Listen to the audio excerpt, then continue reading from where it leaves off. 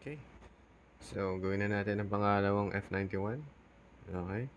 So, again, nabili ko to sa Lazada during 3-3. Okay. Captain F91. Let's see kung anong meron. There you go. So, bago siya. Ng F9. Hindi siya. Bagong release. Again, release maybe. Ano tawag doon?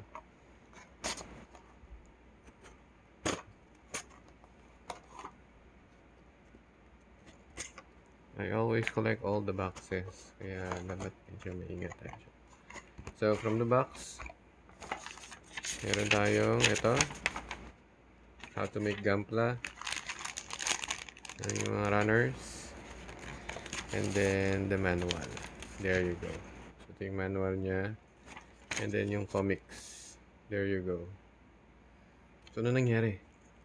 Lagot kayo sa akin. Hindi. Wala na ako pabili ng Gundam. Nako, kailangan mo magtrabaho ng matindi. Naming bilihin. Nako, ano ba yan? May pera ka pa?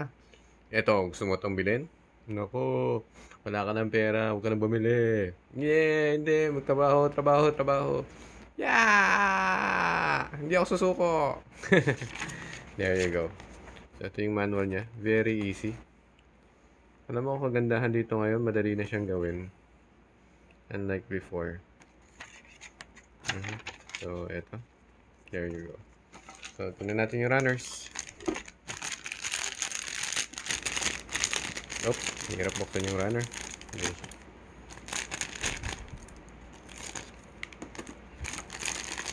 So, ilang runner siya?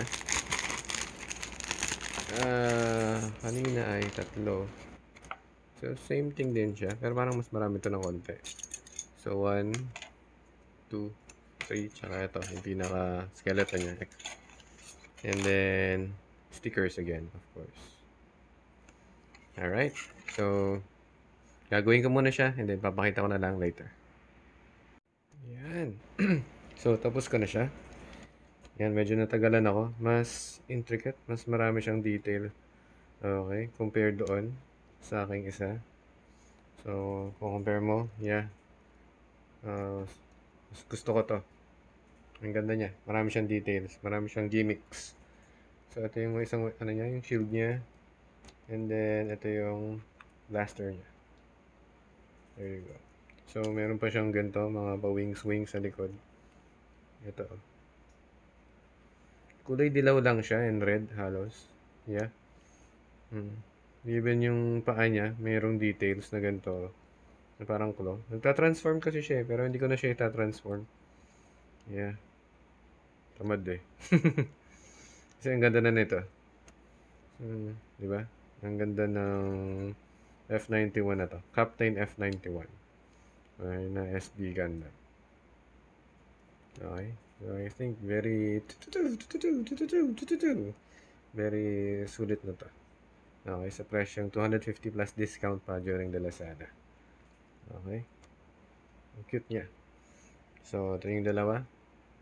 Yeah! Okay. So, ano ang mas maganda sa tingin nyo? Ito ako. Feeling ko talaga kaya ang Gundam Seed ay from F91 talaga yun. Ginaya niya to. Mukha na itong Akatsuki. Pero ito, kaiba. Okay. So, thank you. Ito si Captain Gundam F91. There you go. Yes. Ayos.